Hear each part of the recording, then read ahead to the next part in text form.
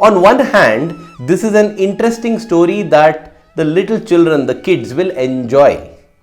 On the other hand, it is a story with such deep meaning, such deep metaphors, that it gives us insights on how we should lead our life.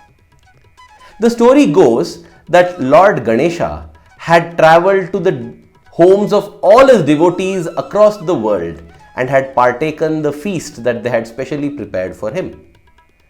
On his way back to his abode in Kailasa, as he is going, he hears loud laughter.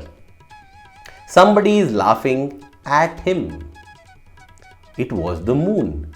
The moon in the sky, the full moon, radiant and glowing, is seeing this large Ganesha on a little Mushika, the rat, and he is unable to control his laughter and is mocking Ganesha.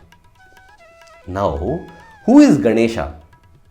Though we worship Ganesha as the elephant-headed god, the Ganapati Atharva Shirsham says, Tvam Brahmastvam Vishnustvam Rudrastvam Indrastvam Agnistvam Vayustvam Suryastvam Chandramastvam Brahma Bhurbhuvas Suvarom.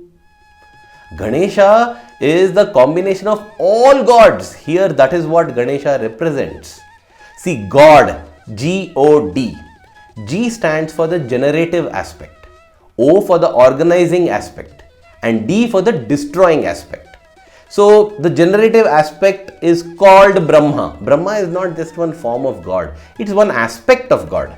The organizing aspect or preserving aspect is assigned to Vishnu, and the destroying aspect to Rudra.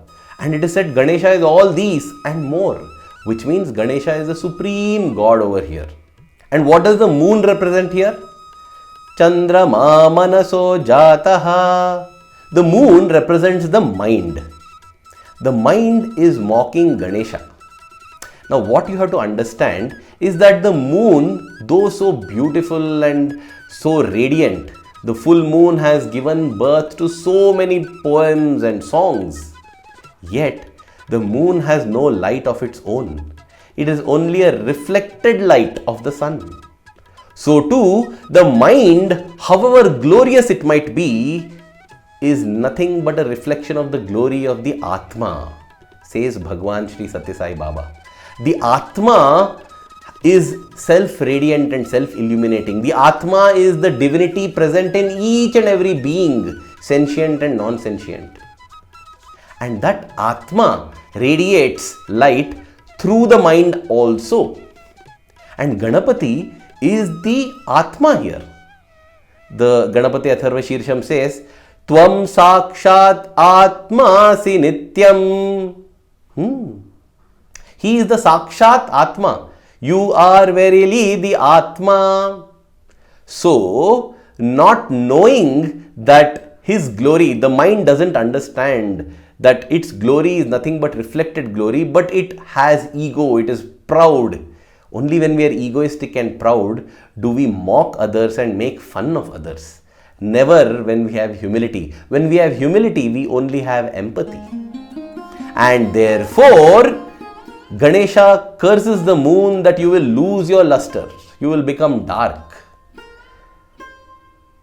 The story goes like that, but it is not as if the moon was cursed to be dark. Basically, when ego steps in, when the mind gets egoistic, the light of the Atma stops shining through the mind and the mind goes dark. And then the moon feels bad. Moon has become dark. There is no light in the night sky. The moon feels very ashamed, feels very sad, feels very sorry and begs pardon from Ganesha.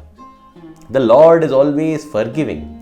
And so Ganesha says that you have been cursed as a reaction to your own action. But your sincere repentance will ensure that it can be modified.